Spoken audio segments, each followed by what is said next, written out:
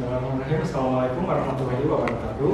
Waalaikumsalam warahmatullahi wabarakatuh. Gimana kabarnya? Alhamdulillah baik. Hari ini pelajaran kimia ya? Ya. Baik, sebelum memulai pelajaran pada hari ini, kita berdoa terlebih dahulu ya. Berdoa, dimulai.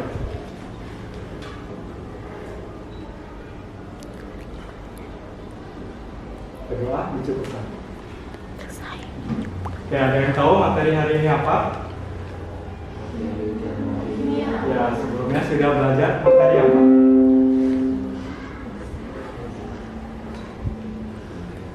Ayo. Nah, hari ini materinya adalah termokimia. Kenapa kita harus belajar termokimia? Nah, kenapa sih di kimia ada termokimia? Karena ada dalam kehidupan sehari-hari. Pernahkah kalian melihat pencemaran sungai? Misalnya sungai itu tercemar yang tadinya jernih jadi keruh gitu ya. Pernah? Itu bisa disebabkan karena apa? Limbah deterjen, limbah pabrik ya, sampah. Nah, itu yang kita sering gunakan seperti deterjen dalam kehidupan sehari-hari itu kan menghasilkan limbah ya. Karena pakainya kan tiap hari terus menerus. Nggak mungkin nyucinya cuma sekali kan, tapi itu kebutuhan kita. Nah, apa hubungannya dengan termokimia? Nanti kita bahas di materi ini ya. Oke, di dalam termokimia itu ada yang namanya sistem dan lingkungan. Sistem itu adalah sesuatu yang mempengaruhi dari alam. Nah, sementara lingkungannya adalah ya dipengaruhi. Misalnya pernah nggak masak sayur? Itu kan sayur ya. Nah, si sayur yang ada di dalam pancinya itu termasuk sistem. Sedangkan yang di luar itunya adalah lingkungan yang mempengaruhi, sehingga ketika dinyalakan api maka menjadi matang, panas. Nah, itu sistem juga dibagi menjadi 3. Nih ada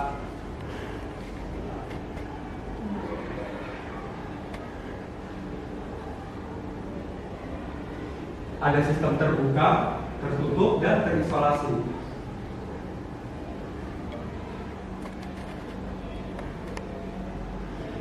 Nah, ini sistem terbuka yaitu kondisi di mana memungkinkan terjadinya pertukaran materi dan energi dari sistem ke lingkungan. Ya, seperti contohnya misalnya masak sayur. Nah, itu ketika dibuka, maka itu kan lama-lama apa? Airnya akan habis, betul, karena bertukaran dengan energi yang ada di sekitar, gitu kan, benar? Nah, misalnya masak sup gitu, tapi dibuka itu namanya sistem terbuka. Ya. Kalau ditutup berarti sistem tertutup, airnya akan tutup. Karena apa? Tidak ada pertukaran dari energi ke luar. Kemudian ada sistem terisolasi. Nah, sistem terisolasi ini kondisi di mana tidak ada pertukaran yang mungkin terjadi antara materi dan energi, kemudian dari sistem ke lingkungan. Seperti apa? Termos, betul. Air panas yang dimasukkan ke dalam termos itu 2 hari atau 4 hari akan tetap panas karena tidak ada pertukaran dari luar ke dalam maupun dari dalam ke luar. Baik, ada yang ditanyakan dulu dari sistem dan energi? Paham? Paham ya. Kemudian ada ini lingkungan. Nah, apa itu lingkungan? Dari dalam lingkungan itu ada reaksi eksoterum dan reaksi endoterum. Nah, reaksi eksoterum adalah reaksi yang melepaskan kalor, sehingga reaksi eksoterum adalah reaksi yang menyerap kalor. Ada sistem ya, ini sistem. Kalau eksoterum dari sistem keluar, kalau endoterum itu dari kalor menyerap ke sistem. Nah, ini contoh reaksi eksoterum dan endoterum itu banyak kita temukan di dalam kehidupan kita ya. Contohnya apa? Tadi di awal itu disebutkan bahwa misalnya contohnya dari permasalahan limbah deterjen. Nah, itu karena busanya yang terus menerus. Nah, ini ada beberapa contoh, misalnya deterjen menjadi ancaman serius bagi sungai-sungai di Indonesia karena sungainya jadinya tercemar, yang tadinya bening karena terus menerus banyak limbah deterjen jadi kotor. Nah, kenapa sih deterjen itu dapat mencemari lingkungan? Ada yang bisa jawab? Kenapa yuk? Ada kandungan apa di dalam deterjen itu sehingga dapat mencemari lingkungan? Ya.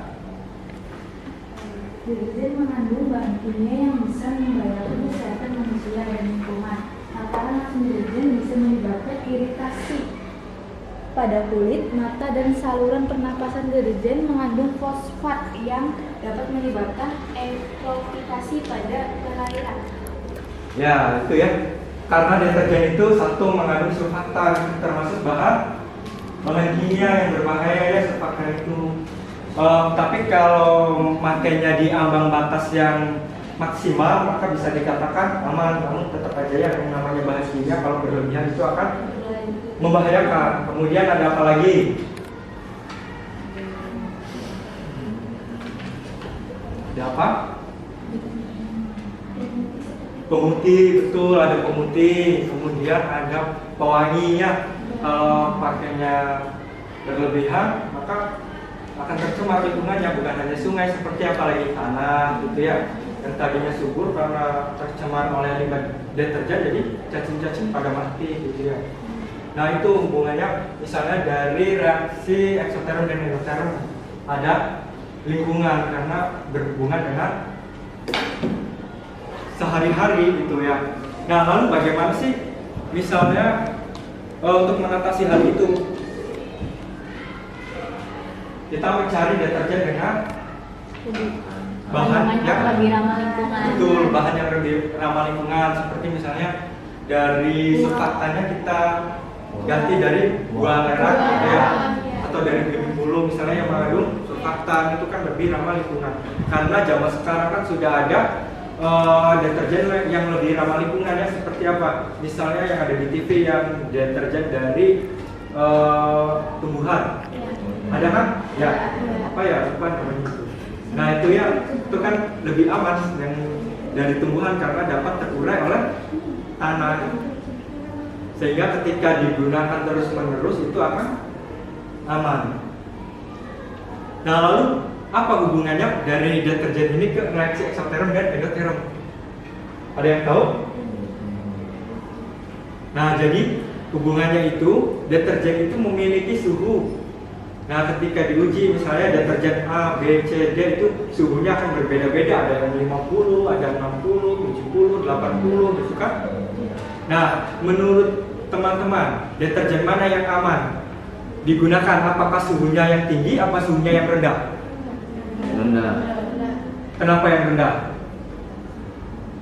Karena tidak menyebabkan, betul, karena tidak menyebabkan pencemaran lingkungan maupun suhu dari lingkungannya tidak panas, tidak meningkat gitu kan. Nah makanya itu deterjen yang lebih ramah lingkungan itu yang suhunya rendah.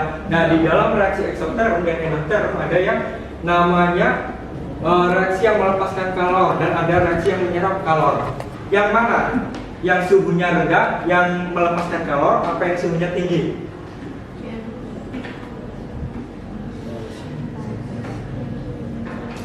Yang suhunya rendah, yaitu reaksi eksoterum adalah reaksi yang melepaskan kalor sehingga suhu lingkungannya menjadi dingin. Ya, nah panas kalau suhunya tinggi itu dia menyerap kalor, makanya suhu lingkungannya akan menjadi panas. Pernah kan misalnya kita pernah pakai deterjen tapi akhirnya tangan kita jadinya panas gitu atau gatal-gatal gitu ya. Nah itu ya. Baik, ada yang ditanyakan?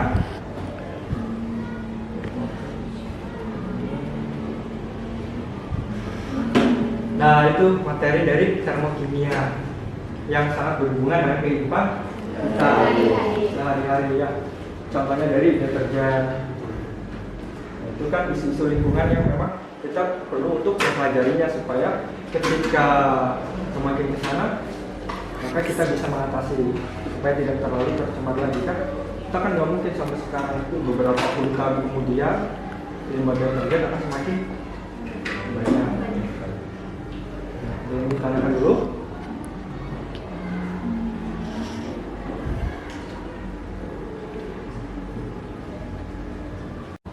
Baik, sebelumnya ada yang ditanyakan nggak? Pak, Ya, gimana? menurut Bapak itu bagaimana sih langkah yang tepat untuk mencegah penggunaan deterjen yang berlebihan itu? Nah, itu kan ada langkah-langkahnya Iya. ya. Kita tuh nggak mungkin menggunakan deterjen yang berbahaya bagi lingkungan terus-menerus gitu ya. Yang pertama itu ada beberapa penelitian yang mengatakan bahwa ada salah satu kandungan dari tumbuhan yaitu buah lerah itu mengandung surfaktan sehingga aman digunakan. Jadi penelitian itu menjelaskan bahwa dari buah itu kemudian direbus. Nah, air rebusannya itu mengandung busa. Nah, dari busa itu kan tidak mengandung bahan kimia karena dari tumbuhan sehingga aman digunakan. Nah, jadi sekarang nanti teman-teman buat kelompok ya. Satu kelompok misalnya ini 4 orang, satu baris ya. Jadi ada 4 kelompok. Nah, silakan nanti teman-teman buat cara menangani atau cara membuat deterjen dari bahan tumbuhan, betul. Yang tadi ya seperti buah lerah itu nanti ada bahannya. Ya, jadi langkah-langkahnya bagaimana gitu cara buatnya itu melalui aplikasi ya. Nanti tugasnya itu untuk dipraktekkan di pertemuan kedua nanti ya. Nanti di pertemuan kedua yang sudah dibuat dari alur kerja itu nanti dipraktekkan dari bahan-bahan yang sudah dirancang itu. Nah, ada yang ditanyakan lagi? Untuk setelah dipraktekkan itu tuh apakah kita presentasi atau langsung ke depan aja gitu praktiknya? Nah, jadi setelah dipraktekkan kita kan membuat deterjen yang lebih ramah lingkungannya. Nah, jadi si deterjen itu nanti kita uji dengan yang ada di pasaran. Suhunya mana? Antara dari tumbuhan yang suhunya rendah, apa yang di pasaran yang rendah. Betul, jadi dibandingkan suhunya mana yang rendah dan mana yang aman gitu. Nanti diuji betul ya. Nanti hasilnya dipresentasikan setelah mengetahui dari deterjen A, B, C dengan deterjen yang kita buat ternyata suhunya lebih rendah atau lebih tinggi. Ya, untuk pertemuan berikutnya ya.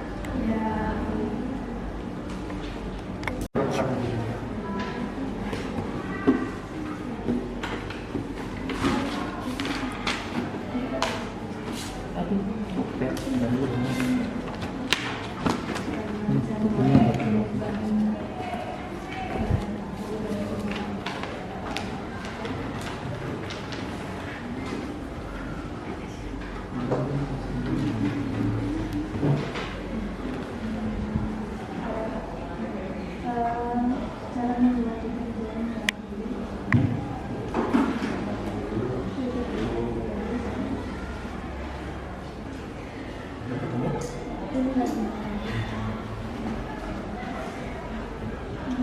Berontak bisa nih. Dari dulu juga bisa. Dari sabun batang. Sabun kan Deterjen. iya.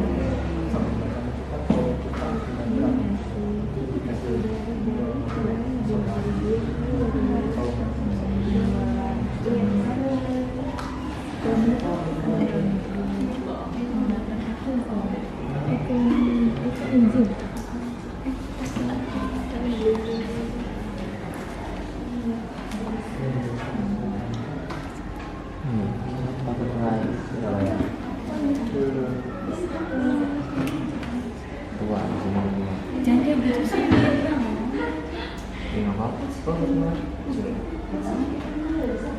Kelompok ini udah ketemu.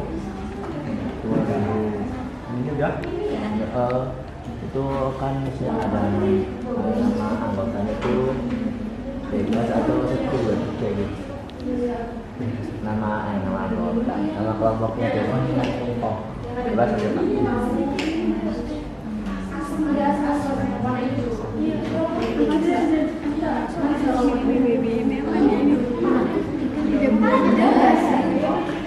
Babynya kan tadinya warna hijau, selama tak coba kuning, nggak tahu deh mati semua. Ini hijau, caranya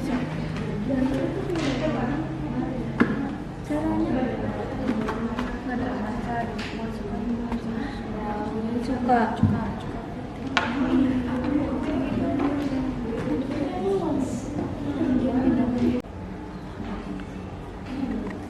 Baik, setelah diskusi kelompok udah mengetahui bagaimana cara membuat deterjen dari tumbuhannya. Sudah kan? Gampang nggak cara buatnya? Gampang ya. Jadi dari tumbuhan murni gitu kan? Nah, dapat mengatasi. Nanti kita di pertemuan kedua kita praktek membuatnya ya. Ada yang ditanyakan dulu? Untuk majunya itu urutan atau acak? Nanti diacak ya majunya ya. Spin. Nah, di spin itu ya. Ya. Ini langsung praktek di sini atau di sini ininya aja presentasinya aja? Nanti kalau prakteknya kita di web, nanti presentasinya di sini ya. Setelah praktek kan datanya ada, nanti presentasi. Ada yang ditanyakan lagi? Sudah cukup? Baik, kalau gitu, jadi apa kesimpulan pembelajaran pada hari ini? Kesimpulannya adalah kita mempelajari materi termokimia itu sangat berkaitan dengan kehidupan sehari-hari. Dalam mengatasi isu-isu lingkungan pun sangat berkaitan ya. Seperti apa tadi yang kita bahas? Limbah deterjen itu yang sangat berbahaya ya. Makanya kita mencari alternatif atau solusi supaya pencemaran itu tidak terus-menerus akan berkurang. Ada yang ditanyakan? Cukup? Jadi minggu depan tugasnya jelas ya. Nanti praktek, lalu kita hasilnya diskusikan di sini. Baik, kalau gitu saya tutup pertemuan pada hari ini. Assalamualaikum warahmatullahi wabarakatuh. Waalaikumsalam warahmatullahi